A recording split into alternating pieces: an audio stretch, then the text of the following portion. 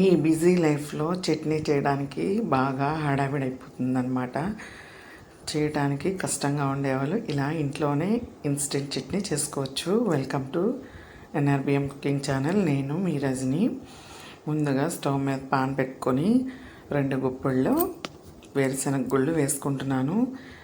ఇవి 300 గ్రాముల వరకు ఉంటాయన్నమాట.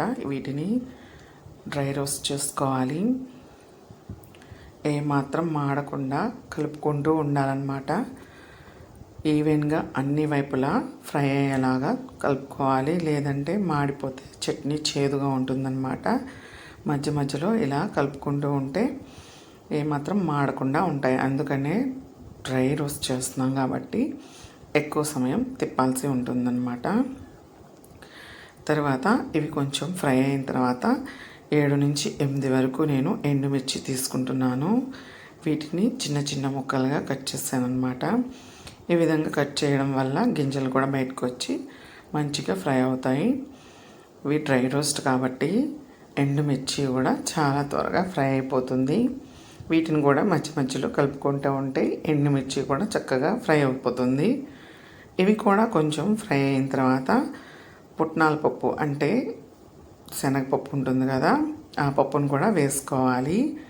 ఇవి ఆల్రెడీ మనకి ఇవి క్రిస్పీగానే ఉంటాయి, కాస్త దోరగా వేగితే బాగుంటుంది. అందుకని నేను ఇలా ఫ్రై చేస్తున్నాను. స్టవ్ ఆఫ్ చేసి ఫ్రై చేసుకుంటే సరిపోతుందన్నమాట. ఇవి కూడా స్టవ్ ఆఫ్ చేసిన తర్వాత కూడా మంచిగా కలుపుకుంటే ఒకవైపే ఫ్రై అవ్వకుండా చక్కగా కాలుతాయన్నమాట. ఈ విధంగా ఫ్రై అయిన తర్వాత వీటిని ఒక 5 నుంచి 10 నిమిషాల వరకు చల్లారనివ్వాలండి. ఎందుకంటే మిక్సీలో వేసేటప్పుడు వేడిగా వేయకూడదు కాబట్టి ఒక 5 నుంచి 10 నిమిషాల వరకు చక్కగా ఒక ప్లేట్లో వేసేసుకుని చల్లారబెట్టేసుకుందాం. ఈ విధంగా చల్లారబెట్టుకుంటే మనకి చాలా త్వరగానే చల్లారిపోతాయి అన్నమాట. మార్నింగ్ జాబ్కి వెళ్ళే వాళ్ళైనా లేదంటే హాస్టలర్స్కి మనం ఈ విధంగా కూడా చేసి పంపించవచ్చు. అలాగే మార్నింగ్ పిల్లలకి టిఫిన్ వేయడానికి టైం సరిపోయినప్పుడు ఇలా ఇన్స్టెంట్ చట్నీ ఇంట్లోనే ఈజీగా ప్రిపేర్ చేసేసుకోవచ్చు. చాలా త్వరగానే అయిపోతుంది. ఎక్కువేమి శ్రమ పడాల్సిన అవసరం లేదు. 5 నుంచి 6 వెల్లుల్లి రెమ్మలు కూడా వేస్తున్నాను. ఒక మిక్సీ జార్లో ఇవన్నీ వేసుకుని చల్లారిన తర్వాత 1 స్పూన్ అంతా రాళ్ళుప్పు వేసుకొని చక్కగా మనం మిక్సీ పట్టేసుకోవడమే. కాస్త మెత్తటి పౌడర్ లాగా లేదంటే కొంచెం బరకగా అయినా చేసుకోవచ్చు. మన టేస్ట్ని తగ్గట్టుగా వేసుకుంటే సరిపోతుంది. కొంతమంది చిన్న చిన్నగా పప్పులు తగిలేలా వేసుకుంటారు, కొంతమంది మెత్తగా చేసుకుంటారు. మీ టేస్ట్ తగ్గట్టు అడ్జస్ట్ చేసి వేసుకోవచ్చు. చూసారా, ఈ విధంగా పౌడర్లా చేసేసుకుంటే మనకి ఈజీగా 1 వీక్ అయినా సరే మనకి ఉంటుందన్నమాట. ఇలా గాజు బౌల్లో కానీ లేదంటే స్టీల్ బౌల్లో అయినా మనం స్టోర్ చేసి పెట్టేసుకోవచ్చు. మనకు అవసరమైనప్పుడల్లా కొద్దిగా కలుపుకుంటే సరిపోతుంది. తర్వాత పోపు వేసుకుందాం. ఒక 2-3 స్పూన్లు ఆయిల్ వేసుకొని దానిలోకి 1 స్పూన్ అంతా పచ్చిశనగపప్పు, ఒక 1/2 స్పూన్ అంతా మినప్పప్పు, ఒక 1/2 స్పూన్ అంతా ఆవాలు వేసుకొని మంచిగా ఫ్రై చేసుకోవాలి. మధ్య మధ్యలో కలుపుకుంటూ ఉండాలి. పోపు ఏమాత్రం మాడకుండా చూసుకోవాలి. ఇలా అన్నీ వేసి దోరగా ఫ్రై చేసేసుకుంటున్నాను. ఇవి కొంచెం ఫ్రై అయిన తర్వాత మధ్య మధ్యలో ఇలా కలుపుకోండి. దీనిలోకి 2 ఎండుమిర్చిని చిన్న చిన్న ముక్కలుగా కట్ చేసి వేసుకుంటున్నాను. అలాగే 2 నుంచి 3 కరివేపాకు రెమ్మలు వేసుకుంటున్నాను.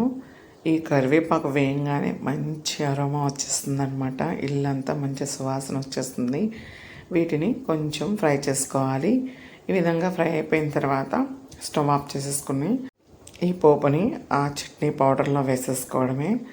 చూసారా ఎంత ఈజీగా మన చట్నీ ప్రిపేర్ అయిపోయిందో. ఈ విధంగా ఒకసారి మంచిగా కలిపేసుకుంటే ఆ క్రిస్పీగా ఉన్న కరివేపాకు కూడా క్రష్ అయిపోయి మొత్తం చట్నీ అంతా కలిసిపోతుంది. ఈ విధంగా మొత్తం అంతా కలిపేసుకున్న తర్వాత మనం ఈ బౌల్లోనే స్టోర్ చేసేసుకోవచ్చు. ఇక మనం చట్నీని ఒక 2 స్పూన్ల వరకు తీసుకొని చక్కగా మిక్స్ చేసుకోవడమేనండి. చాలా త్వరగా అయిపోతుంది. సమయం ఏమీ లేనప్పుడు ఈ విధంగా చట్నీ చేసుకుంటే సరిపోతుందన్నమాట. మీరు కనుక ఈ వీడియోని మొదటిసారిగా చూసినట్లయితే సబ్స్క్రైబ్ చేసుకోండి. అలాగే వీడియో నచ్చినట్లయితే మీ ఫ్రెండ్స్కి ఇంకా ఫ్యామిలీ మెంబర్స్కి షేర్ చేయండి. మరిన్ని రెసిపీస్ కోసం NRBM కుకింగ్ ఛానల్ని తప్పకుండా ఫాలో అవ్వండి. ఈ విధంగా చట్నీ ట్రై చేసి చూడండి, ఎలా వచ్చిందో నాకు కమెంట్ సెక్షన్లో కమెంట్ చేయడం మర్చిపోవద్దు. చూసారా, 2 మినిట్స్లో మనకి చట్నీ ప్రిపేర్ అయిపోతుందన్నమాట. మనకి బాగా హడావిడిగా ఉన్నప్పుడు ఈ విధంగా చట్నీ చేసుకోండి. టేస్ట్ మాత్రం ఏం రాజీ పడే పనే లేదు. చాలా అంటే చాలా బాగుంటుంది. Thank you for watching. Subscribe చేసుకోండి.